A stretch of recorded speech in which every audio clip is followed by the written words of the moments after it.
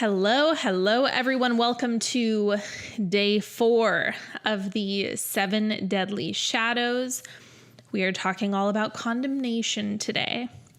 So as usual, I'm going to explain the mechanics of condemnation, and then we'll get into more application of condemnation in real world situations. So today is going to be more intense than the codependency call, just so we're all clear. I'm definitely venturing into some territory that is really upsetting for a lot of people, and I'm going to roll with it. So I hope to do my best with the delivery of these messages. Okay? And the feedback so far on controversial stuff has been really good, so I'm just going to ride this momentum. Now, we left off on the codependency call. I gave you the explanation of, okay, you're plugged in, you've got this cord that's connected to God, universe, divine source, and as soon as you unplug from that, it starts jacking everything up. It's like, of course you will do it because you're a human and there are going to be times when you unplug. But that's when you experience the shadow side of humanity. Anytime you unplug, you're going to slip into shadow. That's just how it works. Or what some people would call duality, contrast, right? That's the point. So we talked about codependency comes from something getting your attention over here. I'm plugged in, I'm juiced up, I'm having an amazing time, blah, blah, blah. And then there's something over here that I really want to go tend to, or I want to go micromanage, or whatever. Condemnation has a very similar piece mechanically. So just like with codependency, there's something that you see over here. Condemnation operates in the same way, except there's one difference, and the difference being what triggers condemnation. The trigger for this shadow is feeling threatened.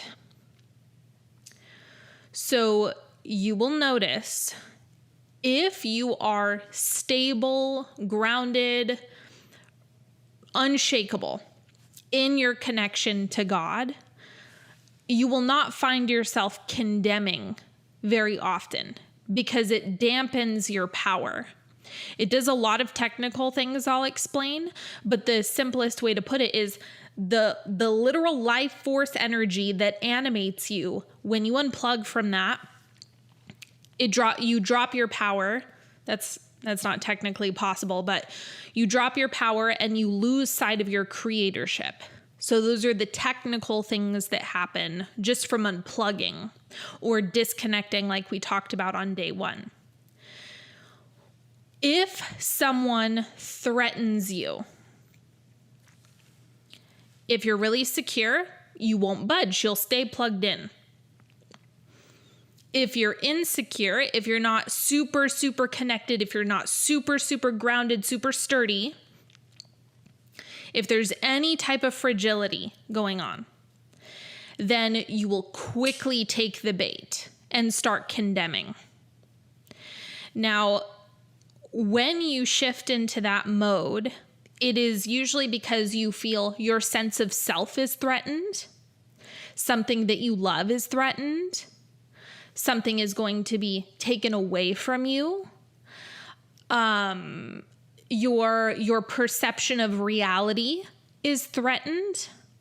If any of those things, if you feel that they're under attack, the immediate shadow that people go to is condemnation. You're wrong, you're bad, you're evil. Any type of putting someone in the category of being bad. So you see this in parent-child dynamics, particularly if you have like someone with some narcissistic elements. If you confront, let's go back to the wounded mother archetype. If you confront a wounded mother that could potentially shake her perception of reality or herself, she'll likely start calling you the bad guy. and reposition herself. That's condemnation in one example. So some other side effects or consequences of you being in condemnation is usually cognitive faculties totally shut down. So like clear thinking, being able to tap into truth just immediately dampens. It's that experience of seeing red, where you can't actually perceive anything clearly or sort out any type of truth, and things usually just perceptually get worse and worse and worse and worse the more that you condemn. I describe it as condemnation is like drinking poison, because it pulls you, it like pulls the wool over your eyes, and you stop thinking that you're a creator. You stop feeling the connection to God. You like lose sight of that really, really key piece that is more important than anything else. So your judgment, your cognition, your clear thinking shuts down. Not only that, but your emotional state will rapidly decline. If you were in Fabric of the Universe, you can consider it jet fuel that pulls you into red. It will pull you into red fast too. So you will notice it's like the more time there is spent in this shadow, the more the hysterics start to come up. The more hysterical the frequency will become, the more intense it will become. And it happens at light speed. This is jet fuel of a shadow. This is also why online, they did studies on this. Like, what is the emotion that travels the fastest online? Condemnation. Absolutely. If you cluster together a whole bunch of words, upsetting words that make people angry and hateful, it will travel faster than anything else.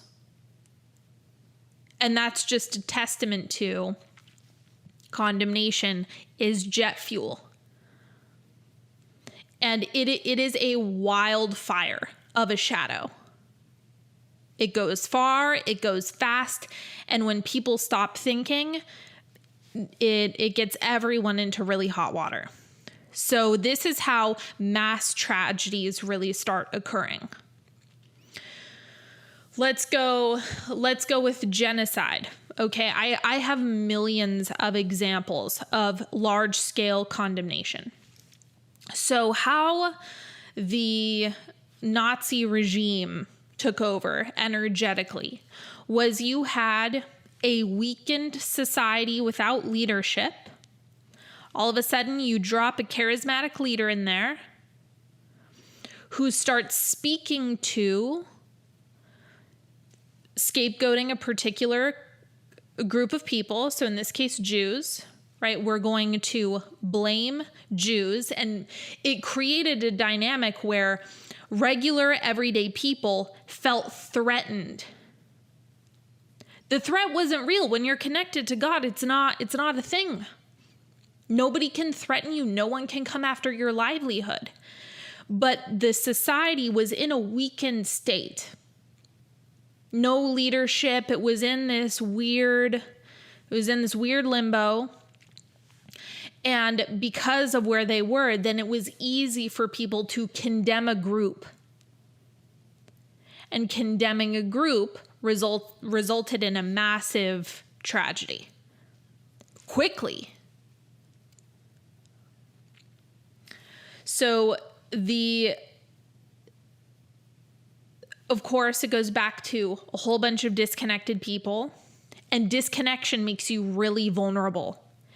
And condemnation makes you even more vulnerable because you stop creating.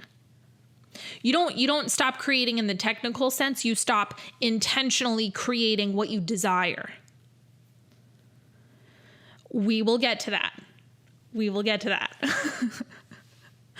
Okay, so you also saw this with Schmovid. So again, if you're connected to God, it does not matter what anyone else is doing. If you're plugged in, if you're juiced up, if you know your truth, it literally does not matter what anyone does. However, it put people in a position where if you don't wear this garment, if you don't behave this way, if you don't get this medical procedure, you are evil and awful. You are a murderer. You should be burned at the stake. It creates a witch hunt energy. And so, once again, someone who's connected isn't going to be able to be in that state. That's the condemnation shadow that gives people the illusion that they're powerless. It paralyzes. This is the other technical piece that I wanted to mention. Condemnation paralyzes. So it paralyzes the person who is in the shadow, and it also causes, sometimes, depending on who's around, it can cause paralysis of others, depending on how vulnerable they are. So if I didn't have a really secure sense of self and connection and consciousness, then someone condemning me could easily make me freeze. And once again, everything gets shut down. So it's like your creatorship gets shut down. Your clarity gets shut down. And this is like the perfect storm for madness. Another really common thing. This was, I don't see it so much anymore, but there was a conversation that was very alive in the US about the border. Now, it was interesting because there were some people who, there was one group of people who was feeling threatened by their livelihood. They were saying, if there are too many people coming into the country, it could make it so that I can't get work. Now, remember, on a creatorship level, this isn't true because being threatened, feeling threatened, triggers condemnation, right? So that was the mechanical piece that was happening. If you come over here, I'm threatened. My livelihood is at stake. And the thing is, that's for certain people, that's real. They are feeling real fear in their body. And the only thing there is to do is to condemn, say this is bad, wrong, blah, blah, blah. And there's a million ways to do that. Then it spread even further because you had other groups who were saying you having that experience is bad and wrong and no good, blah, blah, blah. So now they're in condemnation. So they aren't in their creatorship. They're not in their power anymore. And it's become this huge clusterfuck of just condemn. And it's this dogpiling effect that happens. You see this in the conversation about race all the time. Condemn. No, you're wrong. No, you're wrong. You're wrong. No one is looking at the root, which is if everyone at the same time were just connected to their power, connected to God, all of these things that are making people feel threatened wouldn't exist. You would not be threatened if you were just coursing with God force, life force energy. There would be no way. So the other interesting thing about this shadow is it's the one that people want to justify the most. And it's the easiest to justify. Because there is a lot of dark stuff. There's a lot of bad things happening. And one thing that I know for sure is that people don't want to listen when they're in the condemnation shadow. They just don't. Again, cognitive faculties totally shut down. Particularly, you see this the most in politics. Now, my approach, first of all, I stay away from it as much as I can. But my approach in any political conversation is listening. I just listen. Like, what is the meat of what they're getting at? What are they afraid of? If you were to just observe pretty much every political conversation, you will notice that it is just endless people feeling threatened. The entire conversation is people feeling threatened again and again and again and again and again. That's all it is. That's why it's so exhausting. You experience exhaustion in political atmospheres because it's very tempting to disconnect, and most people do. I know almost no one. Very, very rarely can someone stay plugged in and engage in politics at the same time. For this reason. Because politics immediately creates that feeling of, I'm threatened in some capacity. This policy is threatening me. This person, this group is threatening me. This position is threatening me. No, it's not. No, it's not. Not when you look at your own creatorship. Then it's not. It is when you shift in, you get into the human world. Then it is. Then you're vulnerable because you're disconnected. You're always going to feel vulnerable when you're disconnected. Always. There's no getting around it.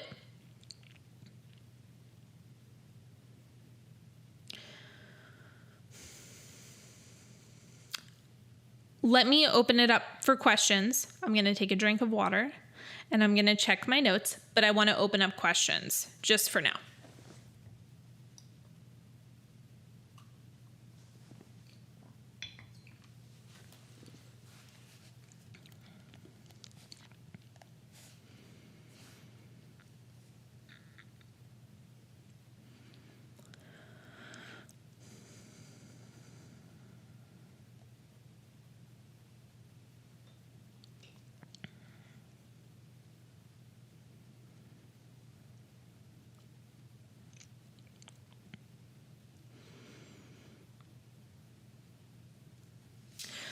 Okay, so keep typing your questions if you have any, but I'm going to get into some different flavors of this shadow.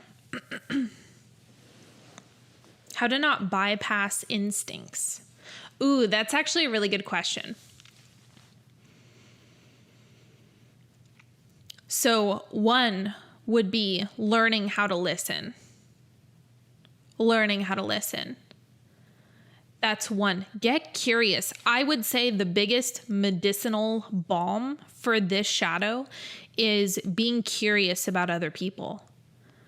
Why are they afraid? Ask that more often. See what happens. I wonder why they feel so adamantly about that. That's a great question. It'll illuminate a lot for you. And when you're able to recognize these people are scared and disconnected, you won't be so quick to shift into that.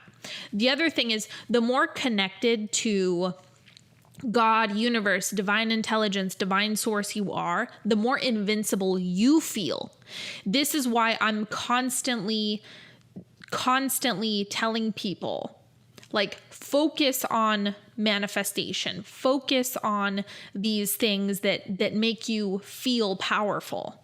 It's really important for you to get into your creatorship. Otherwise, you're going to have a rotten time. Everything is going to upset you because there's so much to be upset by. If you're not curating your life experience and you're leaving it up to the muggles, then you're just going to be fed a whole bunch of things that make you uncomfortable. This is why energetic refinement is so important.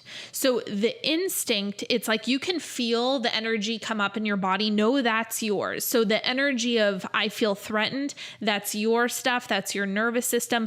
That's you forgetting that you are an absolute divine creator. You need to come back to that, because what if I told you, what if you actually believed that it didn't matter what law was passed, it didn't matter who was in what type of position, it didn't matter what someone else's perspective was. Ultimately, you were in charge. you could create and curate anything that you want. It would bring you so much peace within your system. It would help you to relax. It would make you feel invincible. And so the more you practice that, the easier it'll get. But the more time you spend disconnected, the more difficult it is and the more activated you're going to become. Can you exemplify how the shadow may pop up in a relationship dynamic? Criticism, right? So if a partner is like telling you that you did something wrong, it could say, oh no, I'm wrong. I'm doing something bad. And it can wake up this either self-condemnation. This is one of the things that I was going to get into, is like condemning yourself, or condemning the other. Don't tell me I'm wrong. Rather than taking a very broad look at the situation and taking the broadest vision or the broadest perspective possible, what's really going on here? What is either the deeper need or desire that is being expressed to me? Or what is the wound that is being expressed to me in this moment? What's coming up for me personally? What does this remind me of? All of this can be solved with questions, because when people are in condemnation mode, when that shadow is activated, it's almost, let me put it this way. It's not default unless that's practiced. Usually it's coming from feeling threatened. Now, there are some people who have spent so much time in this shadow, they don't know how else to operate. My mother is a great example of this. She condemns everyone. My mother is, first of all, she is so trapped in this shadow. She is probably the most hateful person you will ever meet in your entire life. Any group, she will hate just for the sake of hating. She will condemn just for the sake of it. She condemns herself. She condemns others. She hates herself. She hates others. Endlessly. Simultaneously.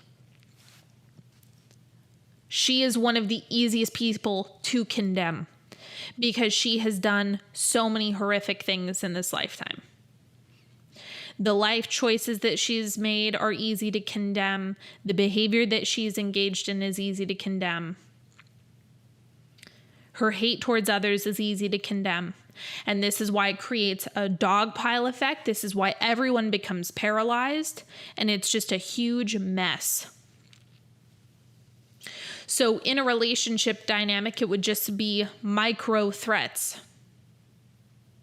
Do I feel threatened? Does my livelihood feel threatened? Does my passion feel threatened?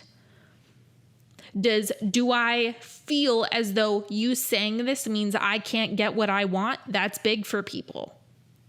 Because a lot of people in relationships think that having opposing desires means that you're not creating anymore, or that you're dependent on the other person to create the full fantasy, the full vision. How often is that happening? I'm sure a bunch of you are like, oh my God, I do that all the time. That's what everyone is saying right now who's in a relationship who's been doing this. Because what that means is you're taking your eye off of what you want. You're forgetting your own creatorship. You think that because someone else has a desire, it means that you can't fully create that for yourself. Your partner wanting something different means nothing. Everyone can be fully accommodated. But this is not something that people are used to in relationships. So a lot of people spend time feeling threatened. That was a very long-winded answer to a very simple question. Did I give you good examples of that? Does that help?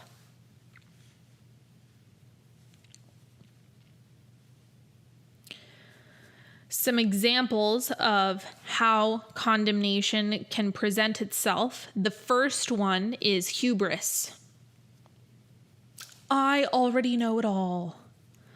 That's a big one for people, because then it again, you're creating this environment where I know and you're wrong.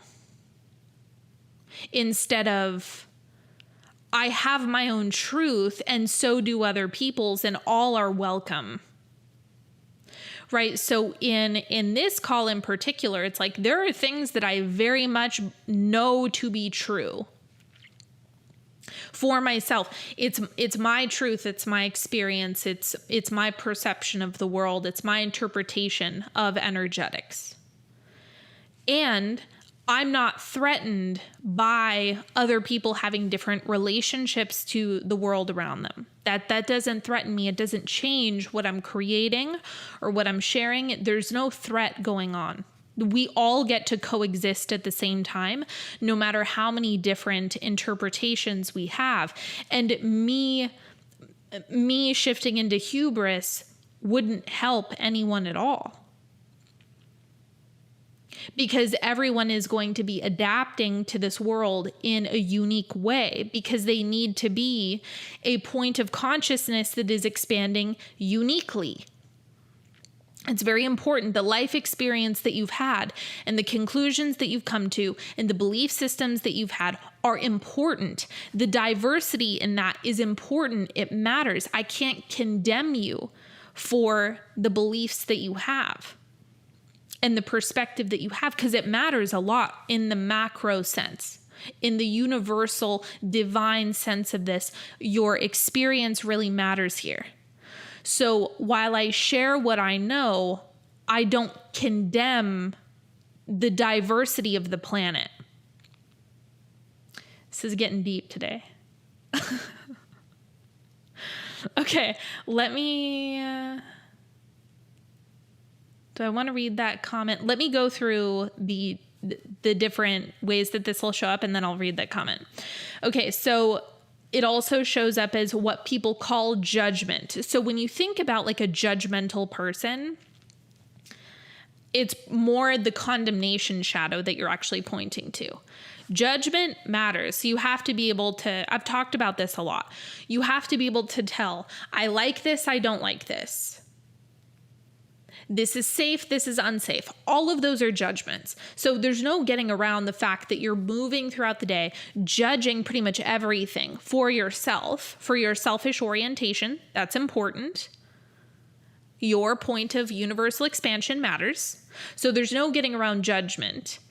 But being judgmental, that's actually condemnation vibes. Morality police, right? That's more of the hubris energy. Pity. This one is pretty overlooked, because typically good-hearted, kind people fall into pity, but really it's a form of condemnation, because it's, oh, you poor thing, your life experience is so bad and wrong. That's condemnation. Saying, looking down on someone else's life experience, or the life that they were born into, or the country that they were born into, or whatever, and judging it as being bad and wrong, rather than looking at it as this is a tip of the universe that is expanding through the environment where this person incarnated. Those are two completely different interpretations. One is condemning, oh, you poor thing. The other one is witnessing the divinity of it. One keeps you in alignment, one doesn't. One causes paralysis, one doesn't.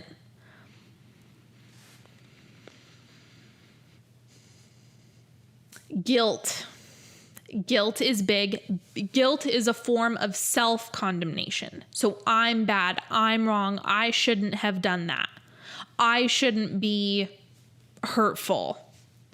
Usually people who are hurtful aren't worried if they're hurtful. Just so we're all clear. If you're worried about being hurtful, you're probably not a hurtful person. You probably have a good heart.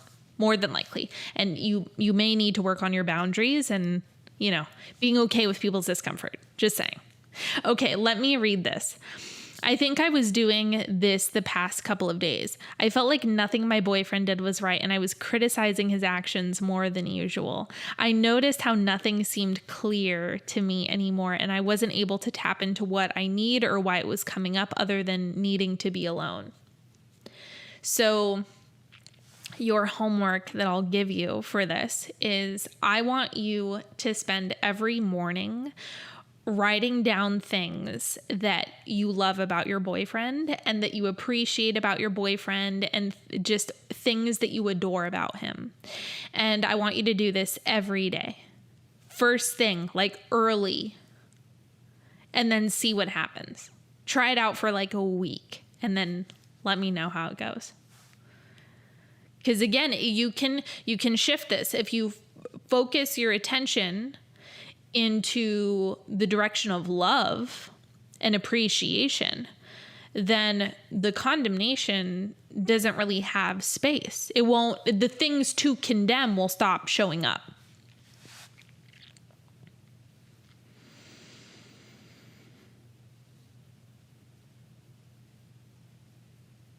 Okay, here's the other interesting thing. We talked about the spectrum and the passport stamps, right? Right. A lot of the time, condemnation will come up when you're witnessing someone trapped in a passport stamp. So what I mean by that is racism is a good example. Racism pretty much triggers everyone's condemnation. Okay, so the act of being racist is a form of condemnation in the active sense. I'm not talking about all the subtle, like the micro things. I'm not talking about that. I'm talking about a hardcore racist person is in a condemnation shadow. Then you have people condemning someone who's in that shadow who are now trapped themselves. And it's all because of being stuck in this passport stamp. So when you witness someone who is like a really hardcore racist, the way that I look at it is like, this is the phrase relic of the past is coming up like, oh, this person is like living in another century. Like this is such an old shadow that exists for people. So where this actually came from, how this actually evolved energetically, was back when we were hunter-gatherers, when we were living in tribes. And that was pretty much all we had. And we would engage with our neighbors in a way that was pretty violent. Right? Rape and pillage. This is how rape and pillage came to be, but it came from this condemnation. You're wrong. You're worshiping the wrong gods. You're wearing the wrong face paint. You're acting in the wrong way. There's this territorialness, right? That threatened. Them being our neighbors, this is a threat to us. So we must condemn. We must attack. This is how war is created. Again, the mass scale tragedies are typically condemnation. So all of these experiences have little passport stamps. And now what's happening, more of the modern way that this is showing up, is someone's locked into a trance around a passport stamp, and then people condemn because they're trapped in a little passport stamp. That's the best way I can describe what it looks like in my mind.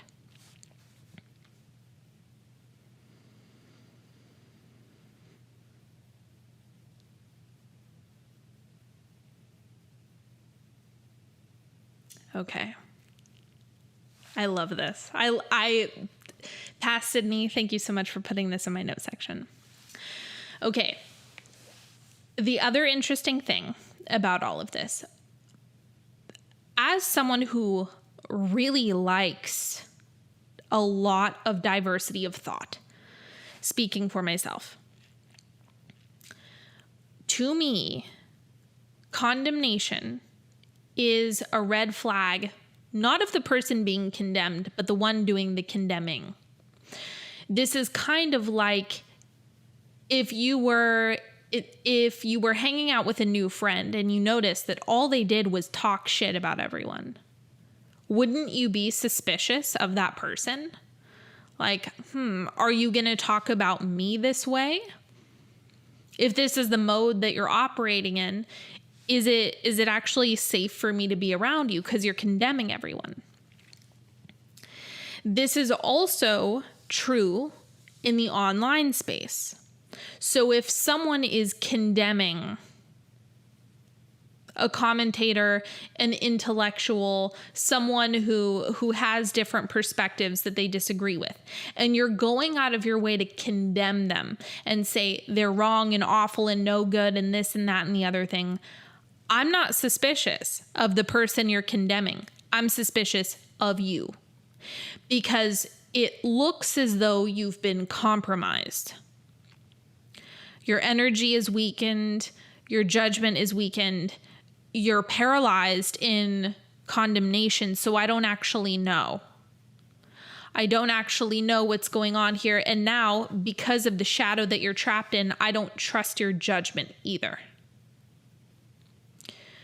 This isn't how everyone approaches it, but this is how I approach it. For some people, it's, oh yeah, that person is bad and wrong. Let me glom onto it. That's how you get the mass hysteria that we were talking about. That's how you get a witch hunt. That's how you get genocides, is that dogpiling effect and not pumping the brakes. A lack of open-mindedness and diversity is the quickest way to create a mass tragedy, without a doubt.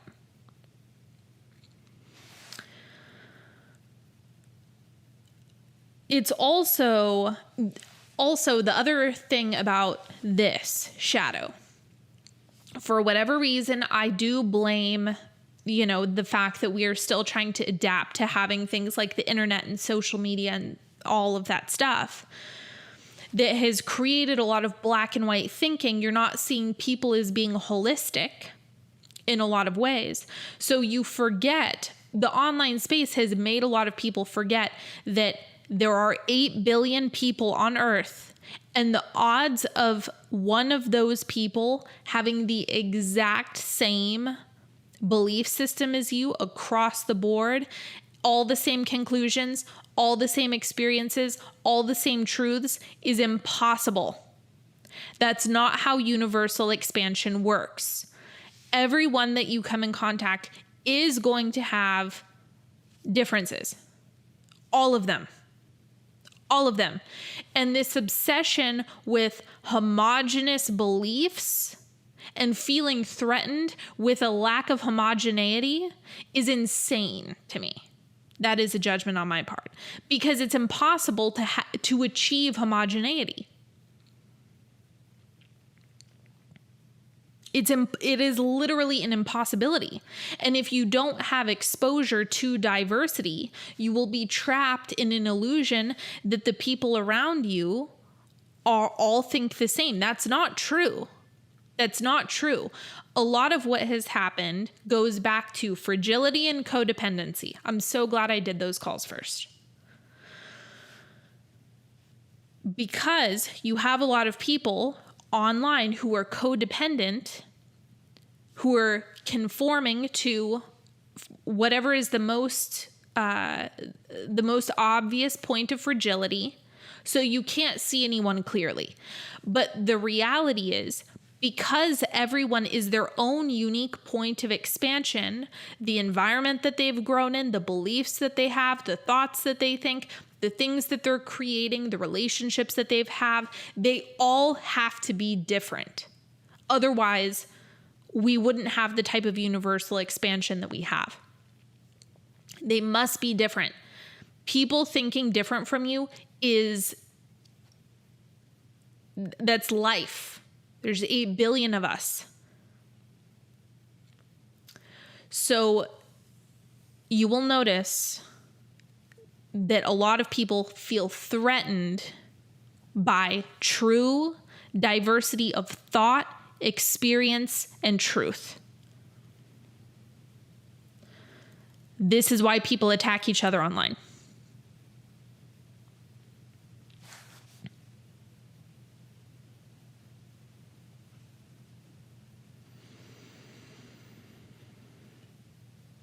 Also, I just want to make the distinction really clear. There is a difference between saying, I don't like something, I don't prefer something, and condemning it. Let me put it this way. It's one thing to say, I don't like raw tomatoes. I don't like eating raw tomatoes. I don't like eating raw tomatoes. Okay, that's one thing. It's a whole other to say, I don't like eating raw tomatoes. No one should eat raw tomatoes. No one should eat raw tomatoes. And the thought of raw tomatoes is going to keep me up tonight. I'm so angry that raw tomatoes exist. I cannot believe that raw tomatoes are a thing that exists on the planet. That's condemnation. Of course, I'm exaggerating it for this example, but that's how you can distinguish within yourself what's really going on here. Are you just not liking something? That's fine. You're supposed to do that. You're supposed to make judgments. You're supposed to figure out what you like and what you want to create and have it shape the world around you. Condemnation is, I'm stuck in a negative emotion that's going to keep me up at night, or that's going to set me off, or going to make me fragile, or make me hate other people.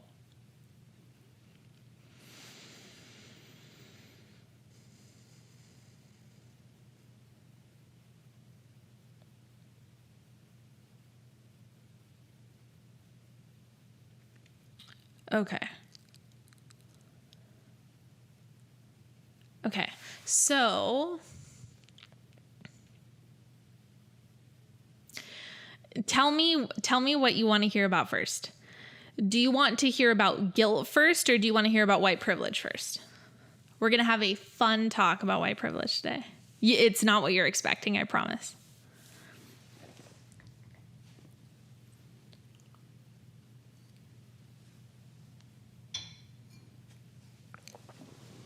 Tell me in the comments.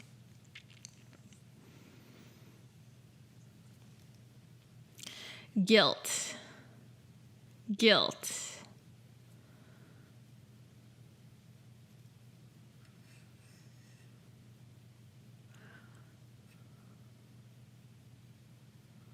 Okay, we'll roll with that. We'll roll with guilt first. So, this is a very fine line, I find. Let me tell you what healthy self-criticism feels and sounds like. So healthy self-criticism helps you to define what it is that you would like to do differently and how you would like to be different. And that's really good. That's really, really, really good. Kind of like you go into a conversation and you have the conversation and then you come out of it and you're like, man, I can do that better.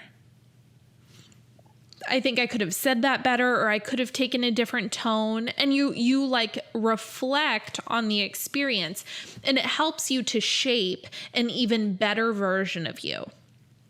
Okay, so that is healthy self-criticism. Guilt is when you condemn yourself for the experience that you just had. So if you start calling yourself names, if you take a tone that is very punishing with yourself, if you make yourself wrong for it, if you have a human moment and then you obsess over it, then you're in self-condemnation, aka guilt. The characteristic of guilt that I really want to illustrate here is the punishment tone. The tone is what separates guilt from supportive self-criticism. The only function of guilt is that it helps you understand what you want to do differently and what you want to change. That's it. That's the only thing that it does. When it becomes excessive, now it doesn't actually have any type of utility. So that's why I'm making a distinction between the self-criticism has more function and a better tone. The obsessive self-punishment, that's where you start to have problems. So you will notice that guilt is often on a thought loop. It's just the same story over and over and over and over and over and over. And by this time, other people have probably completely forgotten about it or really don't care about it. Or the situation has completely dissolved, but you're still going on and on and on and on and on about it. And so again, it sucks you out of your creatorship, because staying in touch with being a creator means that you are not going to endlessly talk about this, and instead you are going to create the next experience that you want to have. You're going to start shaping it, focusing on it, scripting about it, right? Getting into the vibe of it, whatever. You're going to pay more attention to doing that than flogging yourself endlessly about this thing. So guilt has a high level of energetic expenditure with no gain. Self-reflection, having a critical eye where you want to improve things, well, that can really serve you. But it all depends on quantity. How often is this going on? How often are you telling yourself? Because condemning yourself paralyzes you. That's why I'm saying the reconnection, getting into your creatorship, that's the remedy. If you're creating, you're not paralyzed. If you're condemning yourself, well, then what are you going to do? You're just frozen in a story. Like, imagine that thing that happened is a passport stamp, and now you just cannot look away from it. And the only way to look away from it is to create something else, is to step back into personal power, creating, and then moving with it. That's the only way that you can shift it easily. Because the more you... Guilt is like one of those things, it's like a tar baby. Like, there's strings of tar all over the place. You can't get it off of you. It's making a mess. You can't stop thinking about it. Now it's generating a lot of mental momentum. Now you have more situations that are magnetically drawn to it, and now it's like you're covered in tar. That's the energy, or if I could illustrate what it looks like in my mind, that's how I would describe it to you. Mental pictures. It's the mental pictures for me. So guilt, simply put, has no real utility unless it is just for like a lightning bolt. Anything beyond that is self-punishment that's going to paralyze. Are there any questions about guilt?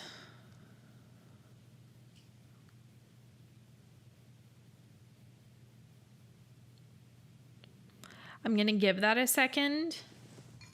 I got a question on Instagram about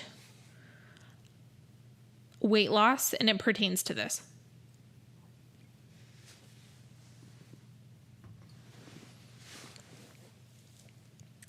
So I'll go into that, but keep writing your questions if you have any questions about guilt. So the question that I received was, I keep losing the same 50 pounds. I lose it, then I gain it. I lose it and I gain it. I lose it and I gain it. And I'm afraid of the pattern continuing. Or it was something about feeling guilty. I don't have the message on me right now. But basically, it's exactly what I'm describing here. You've had an experience. You have this passport stamp that you can't pull away from. Not only that, but now you're telling the story of how you keep having this experience. So you keep telling the story, so you keep creating the experience again and again and again and again and again. Because you have to pull yourself out of that passport stamp. Like, yes, you've already been to the place where you've gained and lost and gained and lost and gained and lost. That's not an indication that it's going to happen again in the future. But guilt will paralyze you. If you feel shame and guilt, because again, it's the condemnation frequency, and it traps you. Not really, but it gives you that feeling of, I'm trapped, I can't get out, I can't stop. This is just going to be the same forever and ever and ever. Well, it's not that it's going to be the same. It's that you condemn yourself. That paralyzes you, makes you forget that you're creating. And so then you stop actively building the new experience. The medicine is create the new experience. The medicine is be kinder to yourself. The medicine is optimism. The medicine is know this gets to be different. That's the medicine.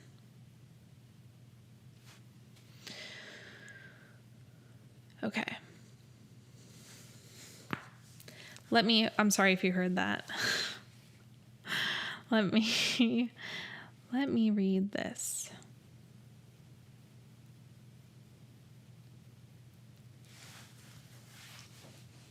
I'm just tuning in to see if I want to share this story first.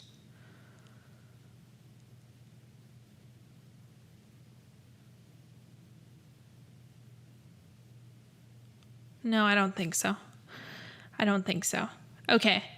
I don't think there's any more questions about guilt, but feel free if you have one, you put it there if you want. But let's talk about this next thing. Now, it is interesting. The conversation about race is centralized around condemnation. You've condemned us, so we will condemn you, is pretty much the vibe of the entire thing, which paralyzes everyone. So keep in mind, the reason why there is, depending on who you are, there is minimal evolution is because condemnation paralyzes all. The condemner and the condemned typically are just stuck. They're frozen in time. So creating a new paradigm around race relations, for example, doesn't happen easily because everyone is stuck. Everyone is frozen. Remember, if you forget you're creating, if you forget you're a creator, if you forget that you have power and influence over the world that is unfolding around you, that's it. That's the shadow. That's how you know you're stuck in a shadow. So there was a moment in, I would say, 2004, 5, 6. You saw this a lot on TV. And I mean, I don't know what was going on with TV at that time, but that like 4, 5, 6, 04, 05, 06, that was like a television gold mine. That era of TV was doing something phenomenal. And they were speaking to social issues with levity, consciousness, and an evolved mind. And it was really taking a good temperature on what was happening culturally. At least I can only speak for this in the US. It was, looking back on it now, I'm like, this is the most fascinating thing to watch. The way in which so much of this condemnation was able to be neutralized in these conversations. So there was this sweet spot at that time where culturally something was happening. And I wish more momentum would have gone in that direction, because the more levity, the more ease, the more divinity comes on the heels of that levity. That's obviously not how it went. It's obviously not how it went. And I would say a lot of this started probably around 2010, somewhere in there. It really started to pick up steam with the condemnation. Energy really started to pick up steam. So let's see.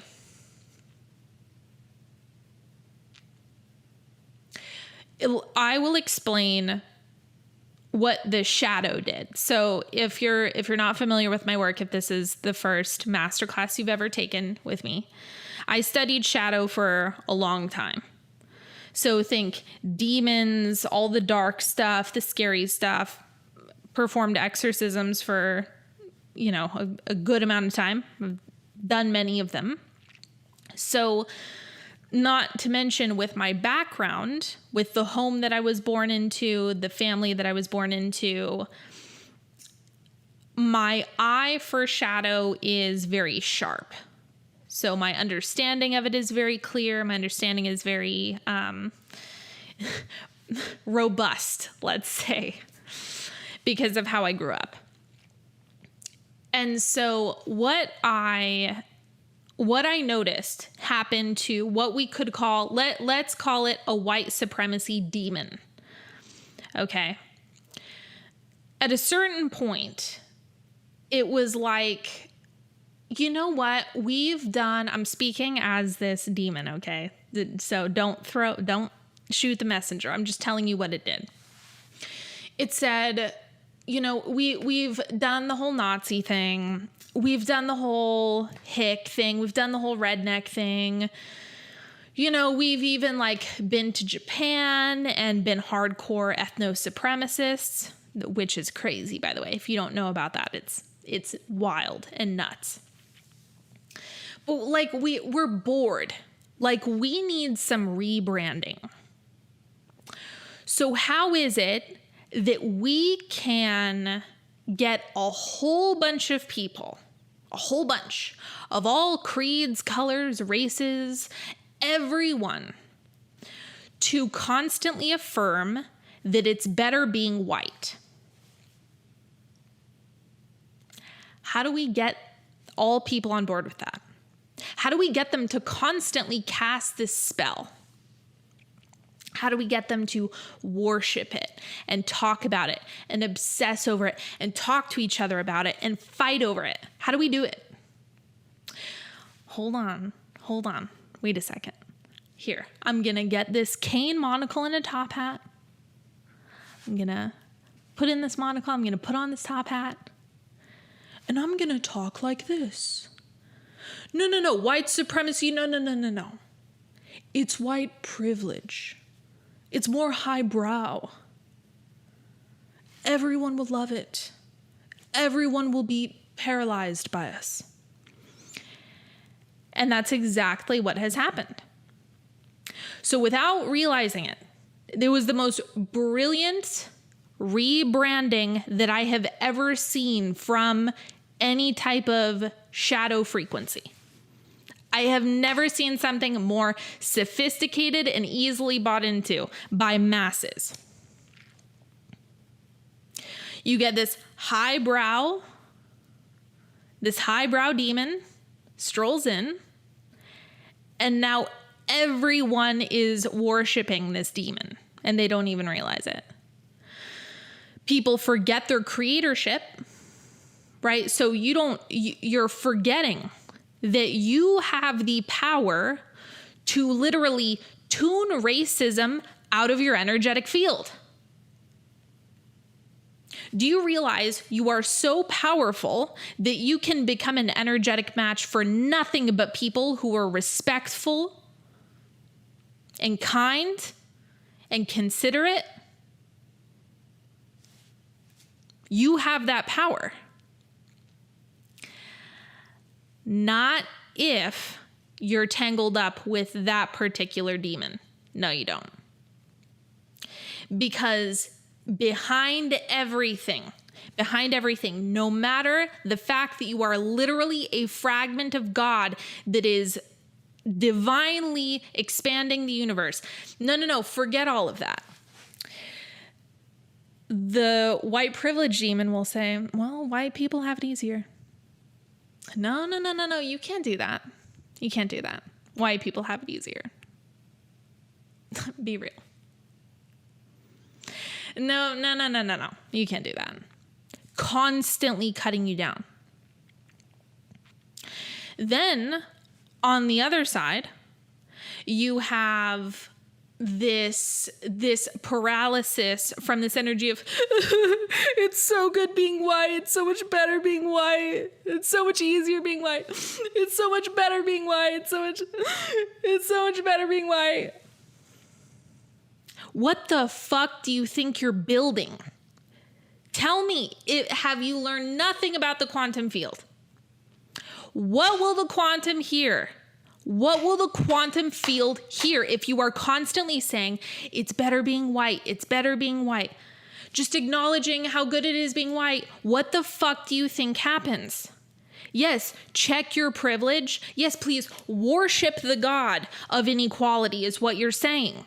Because guess what? You cannot focus on equality and love and power and how powerful everyone is.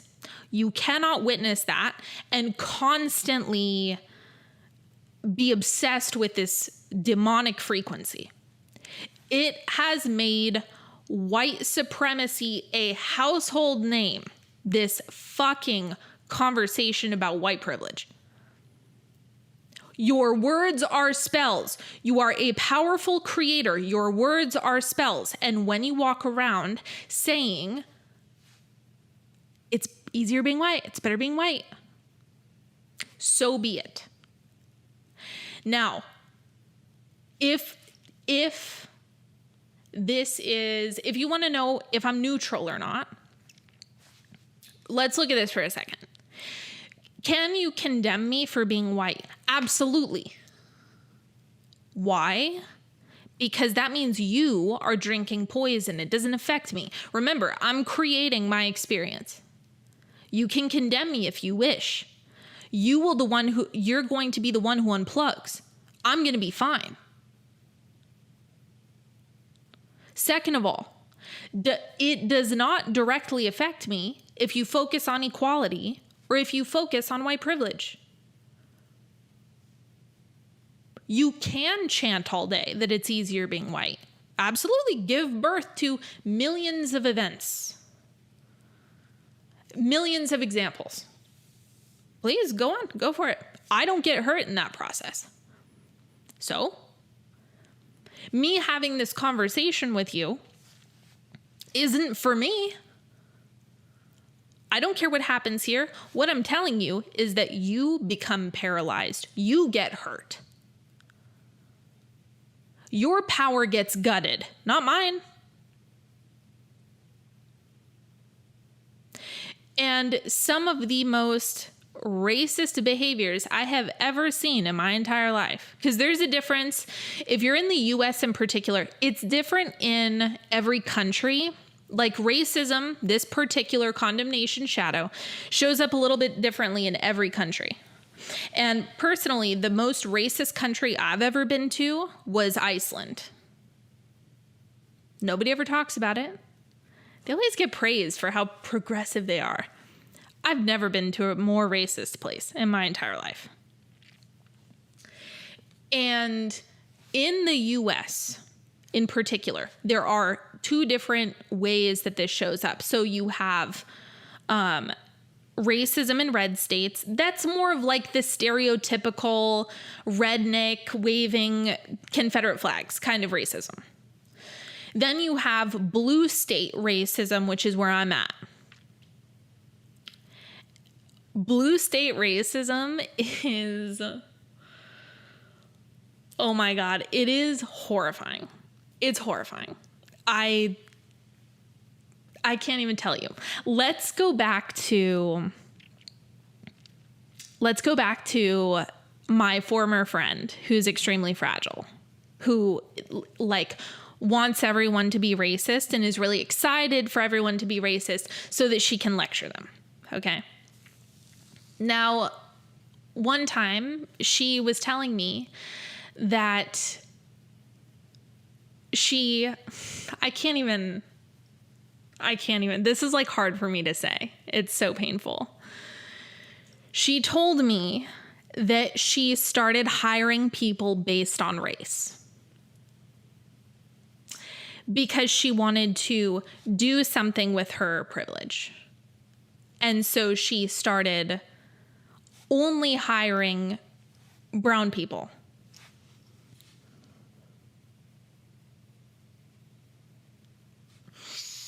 Not only did this have like major negative consequences for her business, it was damaging to do this because she ended up hiring bad people. But that is some crazy racism. That is like a new breed of racist. It's relatively new. And so witnessing like the edges of racism actually expanding, like new flavors of racism ice cream now coming up. I was not expecting her to basically tell me, I think that these people are incompetent and really are incapable of finding opportunities for themselves. Oh, they're so poor and helpless. You know, I should help them. And then I projectile vomited all over the sidewalk. I personally feel sick. That doesn't sound like a good idea to me.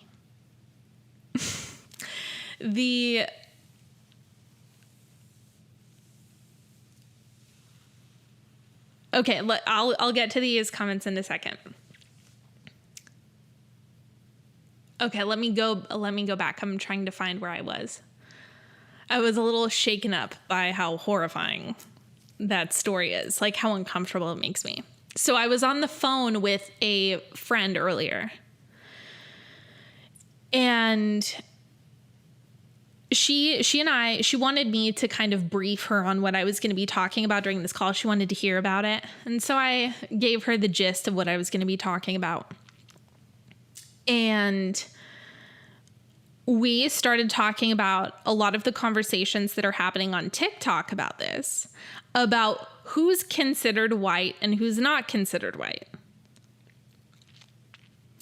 And I told her, I said, that conversation immediately puts me in a racist frequency. Immediately. There's no getting around it. If I start focusing on that, I can tell you right away, I get sucked into that frequency. Like there is no way, knowing what I know and understanding energetics the way I do, that you can possibly tell me that people are sitting around having conversations of who qualifies as white, and for there not to be a wild amount of racism fragments kicked up in that conversation. There's no way. It's like the conversation has a flavor. And so she even started to feel like, oh yeah, I can tell. I can tell what's happening to the conversation even by this being brought up. And so much of this has become convoluted, because here's the other thing. What has happened is people have said, well, if you are of a certain race, you can't trust yourself to evaluate things clearly.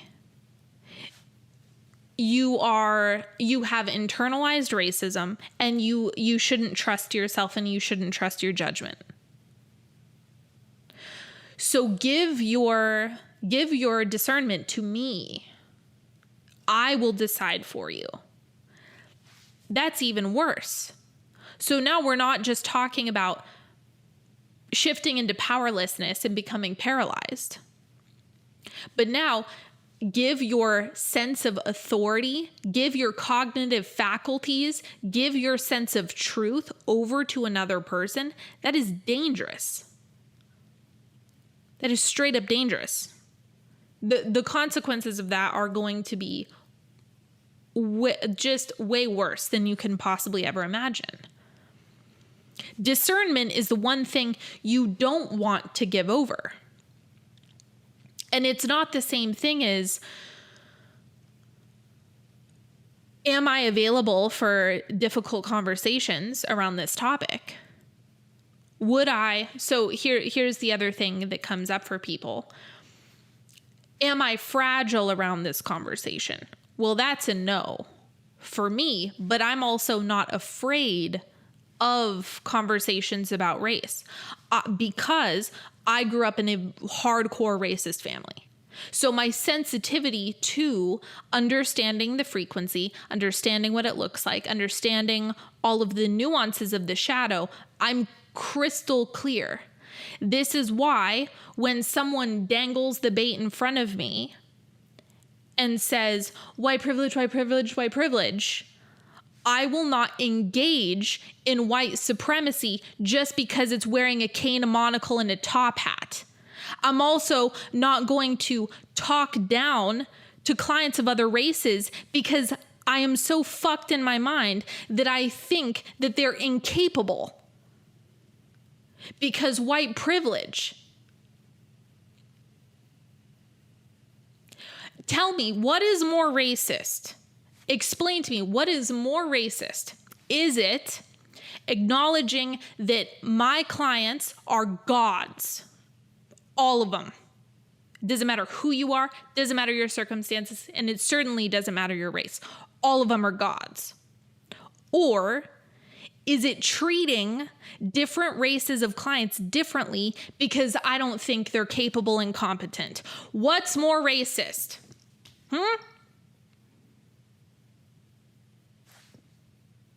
Like, this is where I am not abandoning my own discernment when there are racist frequencies that are sitting right in front of my face.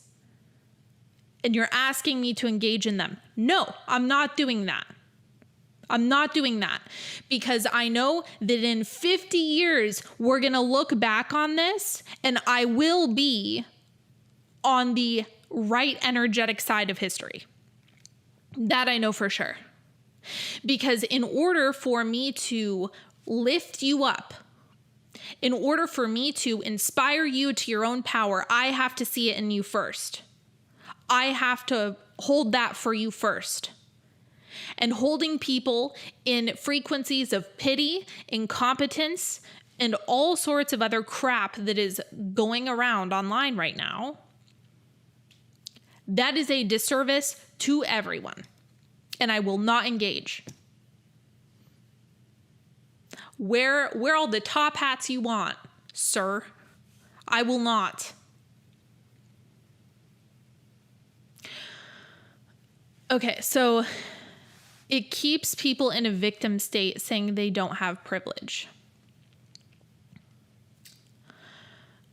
Not only that, I would take it a step further. I would say the words that you speak are actively creating what comes next. And if you do not want that reality to be true, you must build another. So it absolutely creates paralysis on all fronts. This is what we're going to talk about, powerlessness tomorrow. So some of this conversation might bleed into tomorrow because it's exactly what I'm talking about with, I don't have any power here. I'm condemning these people and I'm powerless. No, you're not. You're a god. You're a god. You are a fragment of God.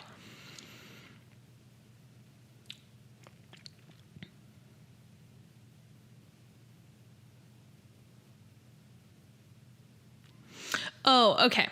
So there is another comment about basically trans women and cisgendered women being the same.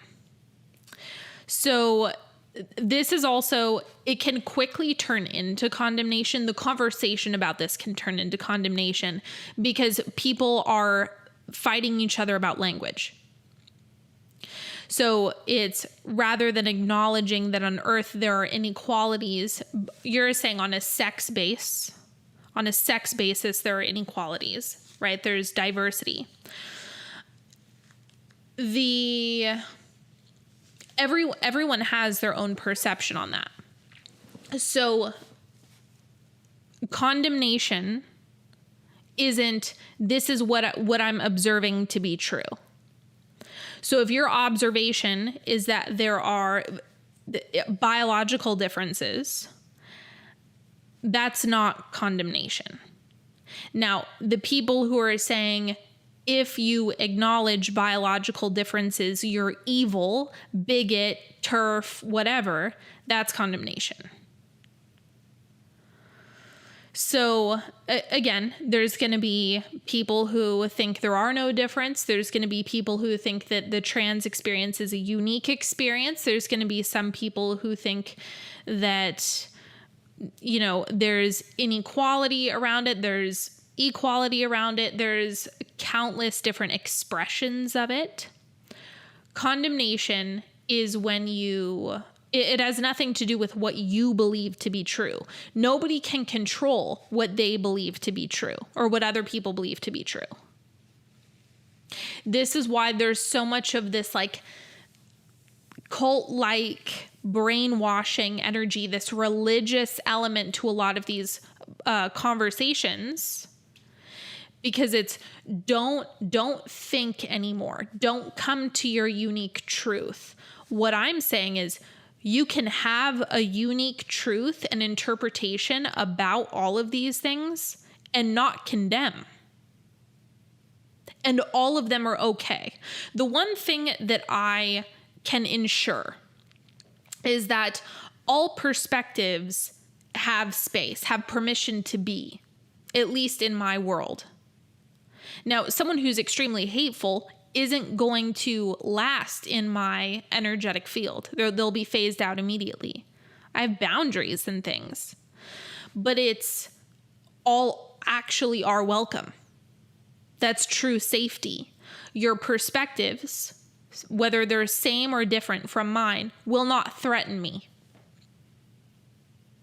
It's okay. You can, all of this stuff that I said about basically white privilege is white supremacy with a cane, a monocle, and a top hat on. You can disagree with that. Again, you can condemn me, say I'm the white devil, that white bitch doesn't know anything she's talking about.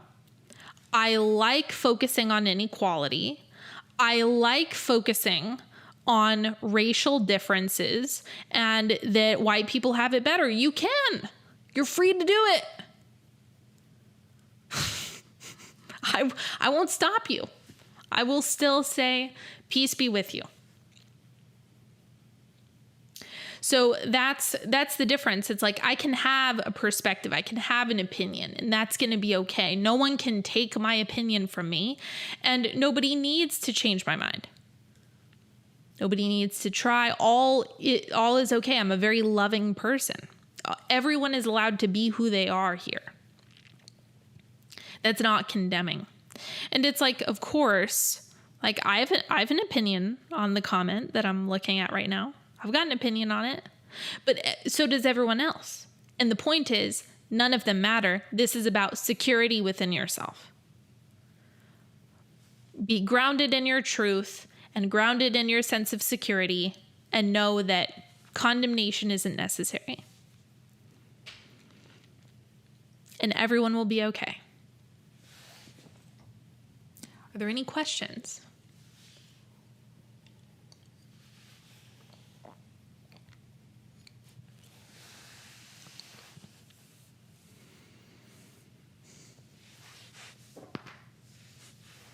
Sorry, my shoulders, they're killing me today.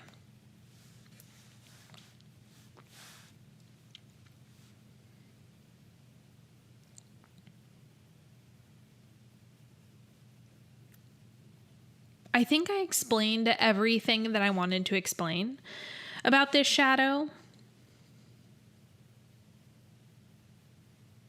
And this is also just to touch on like a lot of the conversations that are very active online about all of these highly controversial topics. A lot of them revolve around condemning your sense of truth. Like making your personal truth wrong, bad, evil, ignorant, so on and so forth. And it's like, sure, some truths are like trapped in, 100 years ago, which that's kind of a trip, but that's also a dying breed. Your sense of truth is just the conclusion that you've come to in this incarnation and a place where you are expanding. That's all it is. So just to clear all of that up.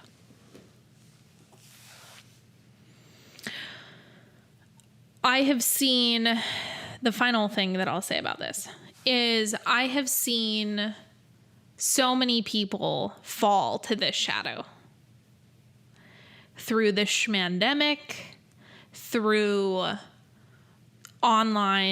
the online climate, through just watching the news, through elections. It's like years and years and years have gone by. And the people who fall into hatred and condemnation, it's like, man, they fall hard. Even people that I have loved dearly or been mentored by, now it's like their life revolves around feeling threatened and attacking others and condemning others. And it's no way to live. Again, who gets hurt? You do. Nobody else gets hurt. So, yeah, here we are. I hope I delivered this particular piece of this conversation in a way that feels like it rings some bells about what you're creating. And I want to bring all of this back full circle. Creatorship is medicinal. Creating the new experience, the new iteration, the new paradigm, the new whatever is medicinal here. You are in charge. You do have influence. You do have power over your experience. You do.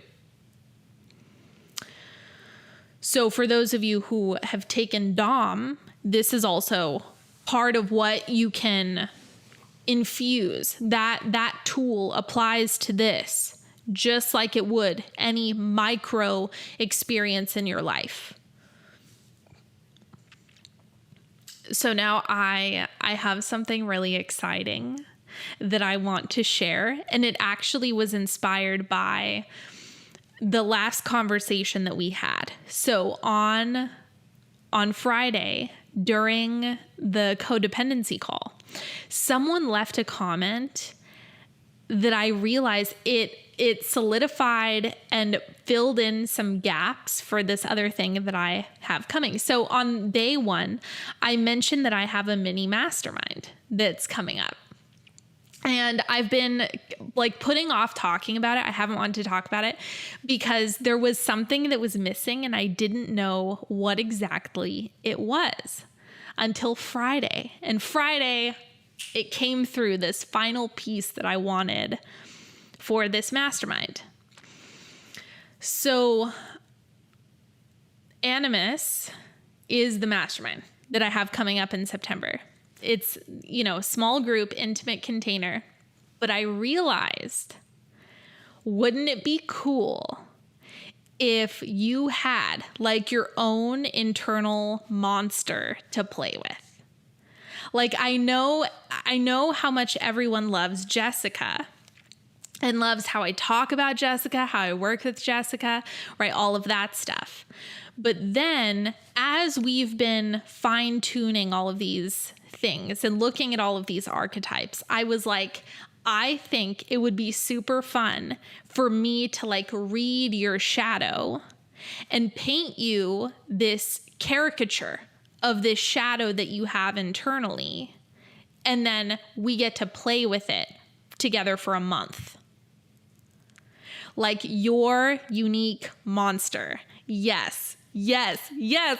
I'm so excited. I'm so excited because keep in mind, like my reading shadow is yes.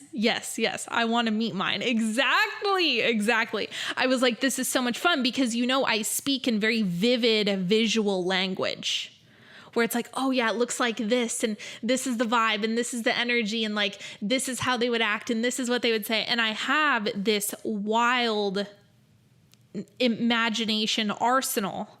And I pick up on the pictures and the frequencies so easily where I was like, this would be so much fun, where instead of you being afraid, and let me add this, a lot of you, not everyone is going to feel safe with me. No way, because I can be really triggering for a lot of people. But for those of you who really gravitate towards my work, a lot of the time it's because I'm super cozy with my shadow. I'm comfortable with my shadow. It's on a leash, right? My monster is on a leash. It doesn't run amok. So because I'm able to see it clearly and I work with it clearly, it's not a threat to you. I don't let it run me. And the interesting thing is a lot of this stuff is where people are afraid to go. The most ironic thing is a lot of people like me because I'm kind of mean, but they're afraid of being mean. Or they really want to set boundaries, but they're afraid to set boundaries. And it comes back to being afraid of your shadow. Where when you're comfortable with your shadow, and instead it's like you have a full cast inside of you, all these different characters that get to come out, all of these different frequencies that you get to play with. Your shadow is the greatest muse of your entire life. I swear to you. Nothing inspires me more. There is not a character that I have more fun with than the different aspects of my shadow. They're the funniest. They're the most fun. They're the most outrageous. They lead to the most expansion. And when it's something that you get to play with, it changes everything. It gets to be so much fun. You become so much more comfortable within yourself. You become so much more confident within all aspects of you. You become more grounded. Fragility isn't even a part of the conversation anymore because you're not afraid of your own shadow. Defensiveness comes from being afraid of your own shadow. Like, oh no, I don't want you to see that part of me. Whereas if this becomes a character you play with, what do I need to say anything more? Then it's like you get to involve people in, like your monster just becomes a friend. Your shadow just becomes this thing on a leash that you shoot the shit with sometimes. It just gets to be fun. It gets to be light. It's not something that makes you want to crawl under a rock. And for a lot of people, their shadow is like that one place that they don't want to go. But what if I told you it gets to be a friend? It gets to be your friend. You get to have fun with it. It gets to be, oh my God. It just gets to inspire you in a lot of ways. And you get to do it in a safe way where it doesn't jack up your relationships. Because I think that's the other piece. Is like, Sydney, how do you be a bitch but not blow up all the relationships in your life? This is how. Because it is almost a theatrical interpretation of my shadow. And it just gets to be a lot of fun. And then you get to speak to it without identifying with it. I could go on and on and on and on about this. But anyway, it is a group container. And of course, I think any time that I do any type of shadow anything, whether this be the last container I do or if it becomes a staple, I like having the group so that I can do clearings if need be. If I opened it up and there were unlimited seats, I wouldn't be able to be as hands-on if anyone needs some type of clearing or anything like that. So I've decided a group container is going to be the best way to do this, and we're going to be playing together for a month. Originally, the idea was that we would be going through different shadow archetypes. We'll still do that, but I think you having your own monster, I like that idea way more. Like, it just, I want you to have a relationship, a unique relationship with your own monster, your own shadow. So anyway, that one's going to be application-based only. Animus is the name. So I will send you the link if you are interested in that, if you do want to apply. And that one's going to be 2,222. So 2222. Yes, I'll include some payment plan options as well if you want them spaced out a little bit more. But yeah, that one's going to be a lot of fun. Small, short, snappy container with me. All things shadow, all things ego, all things like your worst fears, all of the stuff that makes you super uncomfortable. We are going to alchemize it. We're going to play with it. We're going to have fun. And you are going to walk away having this like yummy friend that you just bring everywhere with you. I'm kind of excited if you can't tell. All right, friends. I want to be like you when I grow up. Thank you. Anything else? Any questions, comments, questions about Animus, questions about Condemnation? I think that is a wrap. All right, my friends. Thank you, thank you, thank you, thank you. Thank you for the feedback. Thank you for the shares. Thank you for the comments. Like, this has been such a fantastic masterclass. I love you all so much. Thank you for hanging out with me. It's been a really good time, and I will see you all tomorrow. Bye.